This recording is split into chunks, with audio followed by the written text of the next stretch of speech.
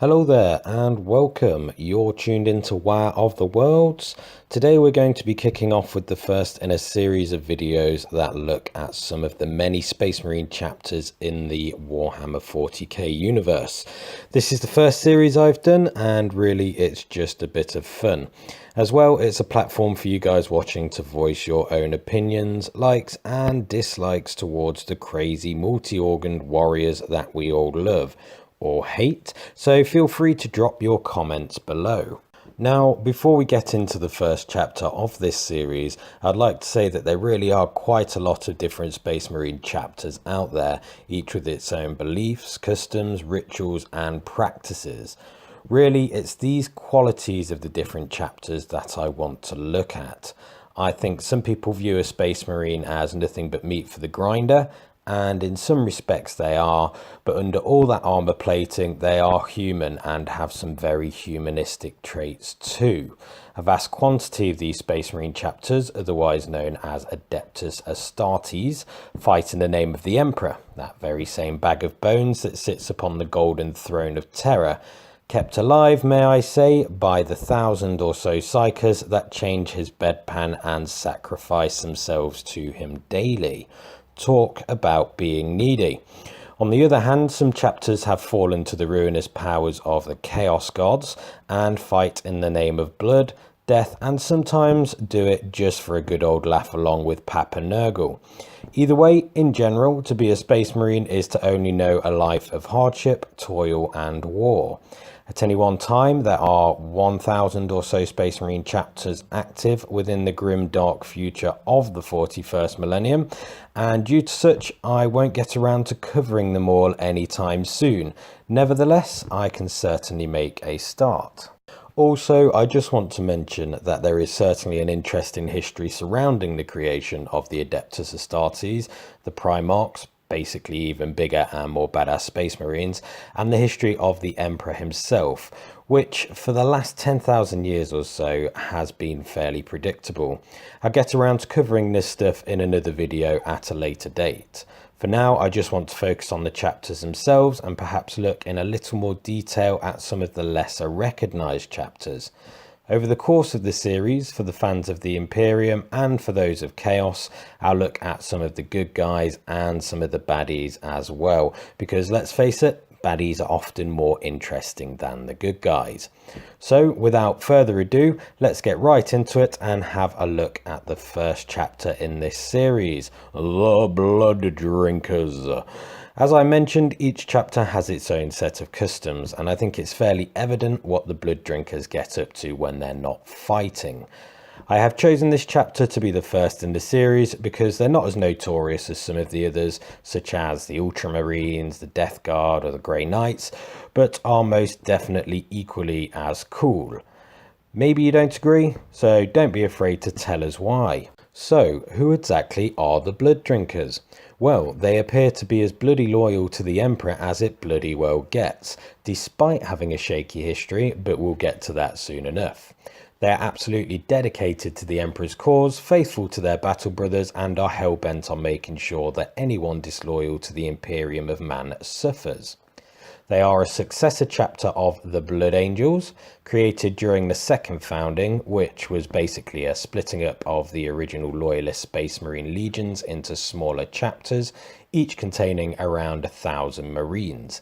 Roughly speaking then, as the exact numbers aren't 100%, there are around 1,000 chapters, each with 1,000 or so Marines in them. The events of the second founding and how it came about following the Horus Heresy is a big juicy nugget of 40k lore that I want to cover in another series, but today we thirst for blood. Now, why are the Blood Drinkers so goddamn thirsty for blood? It's because they each have a mutated homophagia gene seed organ, of course. An homophagia gene seed organ? What in Throne's name is that? To put it as plainly as I can, it's the 8th organ on a list of 19 genetically enhanced gene seed organs that are lodged into the body of a Space Marine neophyte. Eventually, the neophyte will flourish into a fully blown, super kick-ass Space Marine. So for context, a neophyte is basically the equivalent of a builder's apprentice. They get pushed around, put through trials, laughed at, and even sometimes killed. It's no easy feat gaining the sigil of your chapter on the shoulder of your power armor. Nope, you must take on a whole new set of 19 organs before doing so. Does make me wonder how many of these hard warriors are card carrying organ donors, because let's face it, it would just be so practical. But that's an apothecary's job to sort out, so let's move on. Anyway, the homophagia, or the remembrancer as is called by some, is implanted into the spinal cord and hitched up to the central nervous system of the poor bastard going through the transformation from neophyte to Astartes. So what exactly is its purpose? Well, obviously, it grants the Space Marine the ability to acquire a particular part of another person or creature's memory. This is done by eating that person or creature's flesh. Now, this is an organ that is on the standard list that all Space Marines have, but we rarely see them consuming flesh, though not in the Blood Drinker's case. Just imagine if this organ got mutated. That would be dangerous, and that's just what the Blood Drinkers are. I think there's another couple of chapters, the Flesh Eaters and the Angels Sanguine, that have a similar predicament with their homophagia gene seed organ. Why? Because these chapters are essentially spin-offs from the original Blood Angels Legion. Though riddled with an unquenchable thirst for blood, just like some estranged vampiric bat from a horror novel, the Blood Drinkers have one of the most commendable records and pride themselves on maintaining their honourable reputation. Really, as the chapter name suggests, it's their yearning for blood that gives them their name. And they're not just shotting the stuff, they're drinking it by the steinload and are always happy for a refill. I mean, these guys aren't embarrassed or ashamed of their habits by any measure. Some believe that partaking in these rituals makes them resistant to the Black Rage and the Red Thirst. So historically, the Red Thirst is a genetic flaw of the Blood Angels. It's a very strong urge for blood passed down to the Blood Drinkers through the gene seed. If it's left unchecked, it can make even an Astartes deteriorate into utter madness. The Black Rage is different in the sense that it relates to the memories of the Blood Angels Primarch Sanguinius, as he was basically dicked on by Horus during the Siege of Terror. Another story for another day. Naturally, with such traits quite literally built into them, the Blood Drinkers, alongside the other bloodthirsty chapters, tend to have whitish skin and pointy teeth. All the better to suck your blood. As far as appearances go, it's only fitting that their armour is painted in red, but the gold trim does temporarily distract your attention from the colour of blood. As far as the sigil goes, it's a fairly obvious choice, but looks quite swanky anyway. A single black drop of blood looming over a black goblet. Ultimately, their traditions have been accepted by the Imperium of Man and a good number of other Space Marine chapters too. I think there's definitely an aspect here of, well, if you're loyal and you serve the Emperor, then drink as much blood as you like. Fuck it, mix in some Captain Morgans with it, why not? So, now we know who the Blood Drinkers are and how they gain their name, not that anyone was second guessing, let's take a closer look at their history. Just like most Space Marine chapters, the Blood Drinkers have a homeworld, a planet where they are essentially reared. Its name, Sanguisiga. This world is ruled by its current chapter lord, a guy named Orlok, understood to be an upstanding and wholesome Marine. This ball of rock is a blisteringly hot volcanic world teeming with rivers of lava.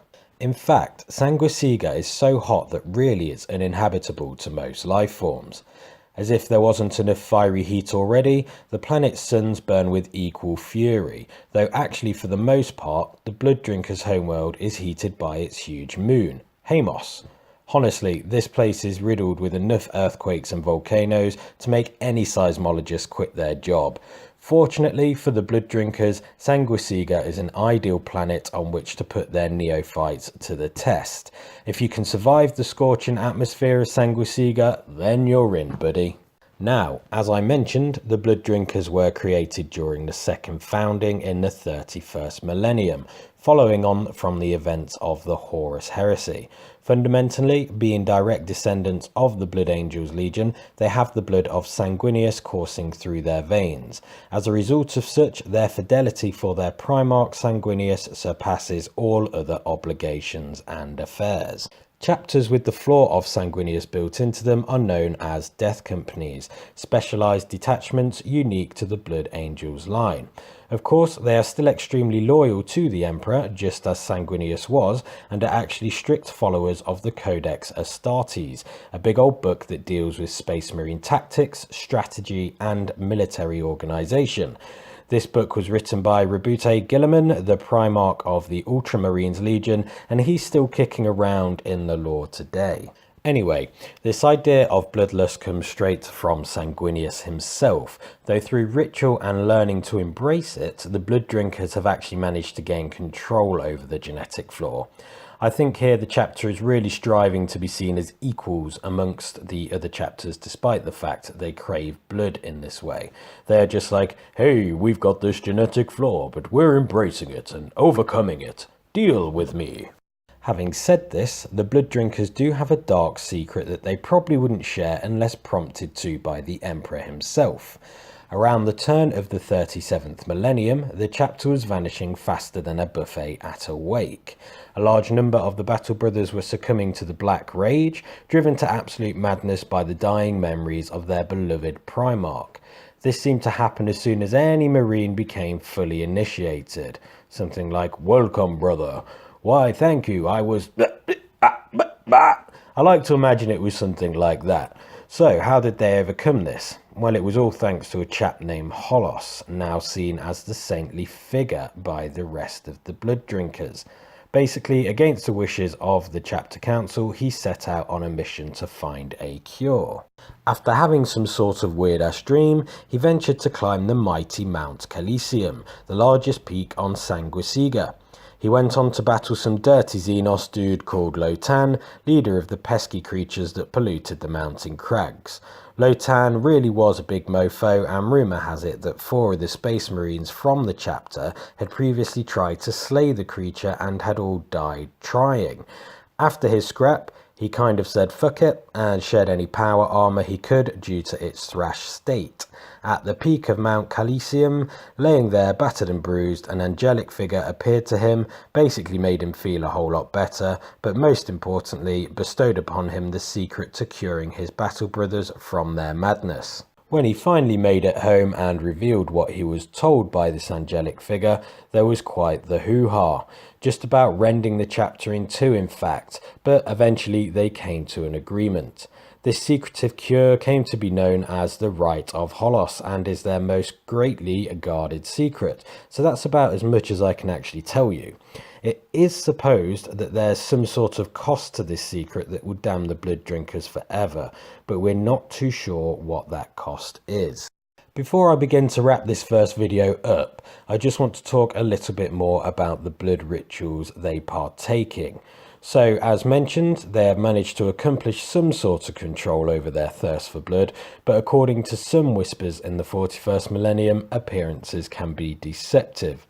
What some folk are trying to say, at the risk of being completely drained themselves, is, "Where in holy hell is all the blood coming from, lads?"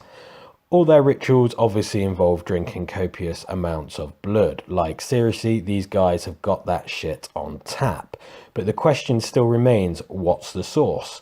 There are a few theories, the main one being that the blood is taken from the Battle Brothers themselves. Others believe that there are darker methods, that the blood is actually taken from their captives, various enemies, or maybe even innocent people. Though the chapter is very open about its consumption of blood, the way in which they actually do it is concealed to any outsiders. They'll go to great lengths to keep this that way too. As far as I'm aware, no one outside of the chapter has ever really seen these blood rites performed, not even the other successor chapters of the Blood Angels. Moving towards the end now, it must be said that the Blood Drinkers have completed many notable campaigns, such as the reclamation of Rin's world, a big scrap to help the Crimson Fist salvage their homeworld from the grips of an orc Waa. This is just one example of their might on the battlefield, and the chapter most definitely are a force to be reckoned with. Well, that about wraps up the first video in this series in a neat little bow. I don't want to make these chapter videos too long because there really is so much history to each, but I just want to focus on the core characteristics of each chapter. So that's it for the Blood Drinkers. Let us know what you guys think of this bloody chapter in the comments below, and feel free to make any suggestions for the next video. What chapter would you like to see discussed next? You've been tuned in to War of the Worlds. Thank you for watching, and see you next time.